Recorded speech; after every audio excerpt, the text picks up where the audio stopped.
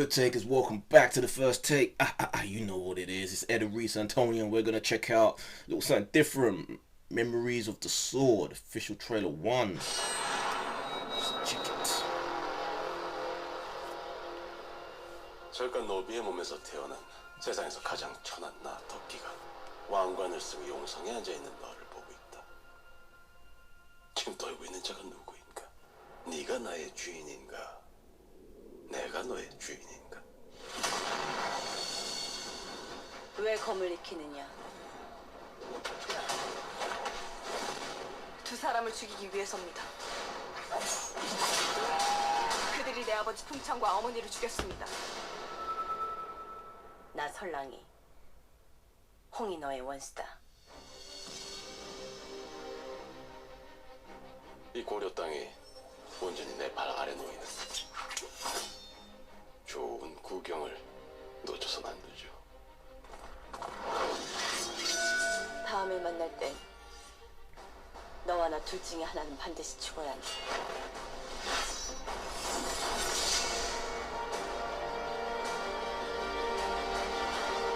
당신을 죽이겠어요. 오너라. Free swords now. Make mine up. 네가 원하는 모든 것을 다 가져라. Yo. 피로 지은 죄 피로 씻을 것이다. 나 봉천의 딸 홍이가 송님에게 피를 거두러 왔다.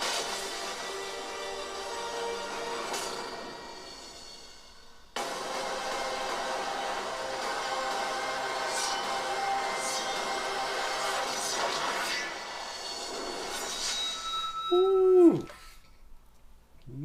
Nice.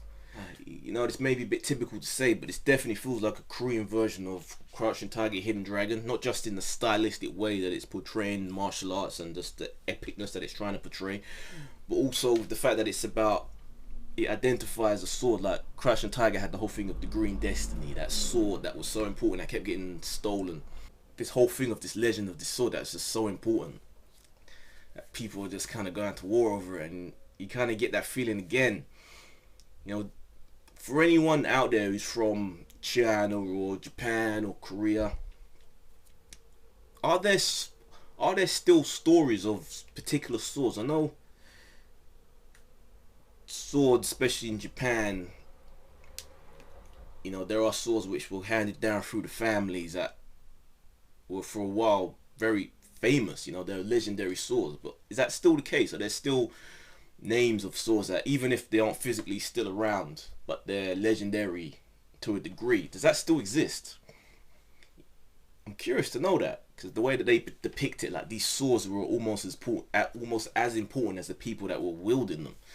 You know, it's almost like the swords themselves had their own character and considered powerful enough that if you could get hold of this sword, then it would take your skills to a whole nother level. It just made you even more exceptional compared to just any old run-of-the-mill sword. I know there are certain swords that were made by certain people who were like masters, like again with the Japanese, forgetting the name of the guy that was responsible.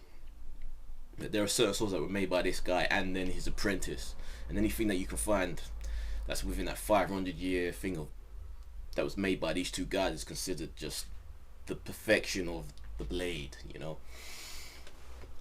I'm curious whether that still is the case. There are others in other countries, in China and Korea? I'm curious. You guys let me know. I'm just kind of waffling here. I'm just thinking out loud, but let me know. But that looks good. That looks real interesting. And yeah, I just didn't realize when I read the name, but that's the dude who was in Terminator Genisys, and he was in the G.I. Joe movies as well as Storm Shadow. I like him. He's a good dude. I like his Korean films, and he's done. G.I. Joe weren't great, but he was never the weak link in those films. He was always good. And it was also great. If you've never seen it, check out The Good, the Bad, and the Weird. It was a Korean Western. I know on the top of it you think Korean Western, why would I want to watch that? Watch it. That shit's great. Love it. Love that film. Love that film. One of my favorite Korean movies.